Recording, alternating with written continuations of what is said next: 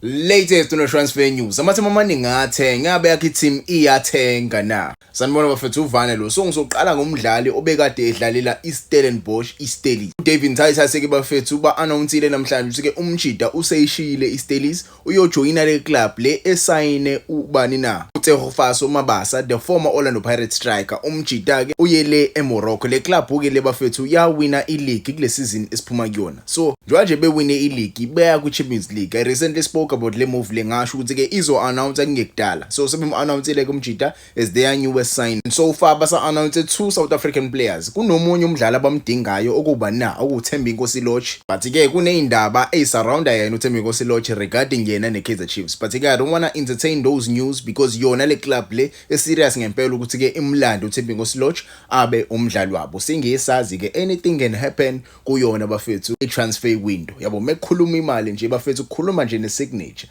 So let's hope now uThembi Nkosi-Lorch uzoyijoyina le crew le babe bathathu abadlali base South Africa kuyona le club le. South African players are shining in the continental football of Africa. Let's hope they are going to shine ku-Champions League mase ke bebonwa ama-club ase-Europe mase yabalanda bayele e-Europe. Maybe ke uDavid Nthayisa yena kusengalandeka iminyaka yakhe yesu la ku-25 26 if I'm not mistaken.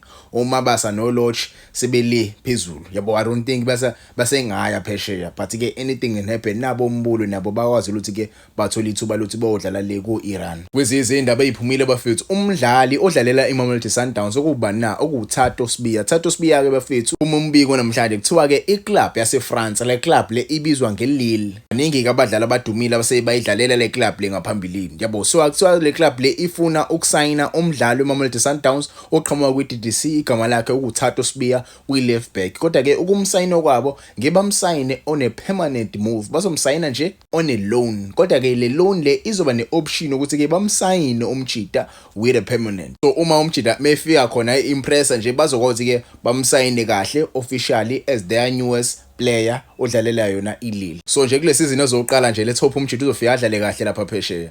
Ngimfisela nje ukuhle kakhulu another South African youngster eya phesheya. I recently did a video regarding yena umjida. So let's hope nje umjida uzokwazi ke afika shine napha. Bakhona nabo Maseko bavunyeli ukuthi ke baye phesheya. FC Copenhagen ibatholile. Another player ongenzeka ephesheya uLetlahu. uLetlahu ke singesazi situation yakhe with iMamelodi Sundowns. It looks like umjida vele uzohamba ayele Europe. Even though ezohamba sikakowazi ke yipi club azoya kuyona njengamanje. Yabo agent yakhe uthi iMamelodi Sundowns khulunyiwe umjida ke akekho happy neze ufuna ke ukuhamba naye ayodlala eEurope. Uyawabona amanye ama youngsters alithola ithuba lokuthi ke ayodlala eEurope. Yena kuyayibona na ivalue yakhe ukuthi ke yena ngokubona kwakhe iminyaka isamvumela ufuna ukuyodlala naye eEurope. Usengangitshela ke wena regarding i-situation yakhe uLetlahu with iMamelodi Sundowns. Enye ama youngster bafethu akhona la ku-PSL kodwa ke idlala ku-NFD okuba na oku-Emil Witsboy. Kuthiwa ke iCape Town City isi-rejecte imali engango-15 million e-offerishwe yiclub yasePoland. Angikwazi ukupronounce leli gama lale club le bafethu. Yabo njani ibona nje iGonik Zagreb. Le club ke bafethu ikhiphe imali engango-15 million ukuthi ke izosayina uEmil Witsboy. Remember Orlando Pirates inquired to sign uEmil Witsboy. Yase yasho iCape Town City ke bakhiphe imali engangubani 19 kuya ku-20 million. So ukuze ke ahambe lo mjida badinga imali enkulu ngempela yabo, which is a very alarming thing to say or to do as a Cape Town City because you know the player akanayo experience ngaleyo ndlela yabo. Yilento ehlezi ngikhuluma ngayo ukuthi ke ama clubs amaningi la ku PSL iwona abulala eksasa kakhulu laba bafana abancane because you cannot expect imali enkulu coming from ama club overseas yabo. Meza la eAfrica ama club overseas awa expect ukuthi kuyaza khipha imali enkulu yabo. Mezofika ku PSL abona iyoungster ibiza imali enkulu azoyithatha le mali le ayoko Zimbabwe ayeko Zambia ayobheka iyoungster yabo. Mhlawumbe ama youngster amathathu awasayine ngawo lo 15 million lo. 3 youngsters baye nje ku-academy ekhona eZambia bafike basayine 3 youngsters answempu alingana naye ngokweminyaka bahambe nawo lama youngsters bayele phesheya yabo. Hlezi thuka mesibona abadlali abadlalela Liverpool. This youngster idlalela Liverpool I think yala eZimbabwe if I'm not mistaken yabo. Hlezi sithuka sithi hayibo babathola kanjani abadlali? Cha bafike khona bafike babathenge ngemali encane yabo. Imost yabo babalanda babakhulise khona phesheya base beya break out as their yabo player. So angiyiphasisi le yenziwe iCape Town City but ke kuyena umjida ukuthi ke ingabe uyavuma yena ukuthi ke aqhubeka ahlale kuyona iCape Town City. Athi ke nguyena mina bengizoforsa imove out from iCape Town City, mhlambe ke ngijoin iOrlando Pirates, because muku iOrlando Pirates maybe it's possible for you to go overseas uyodlala le.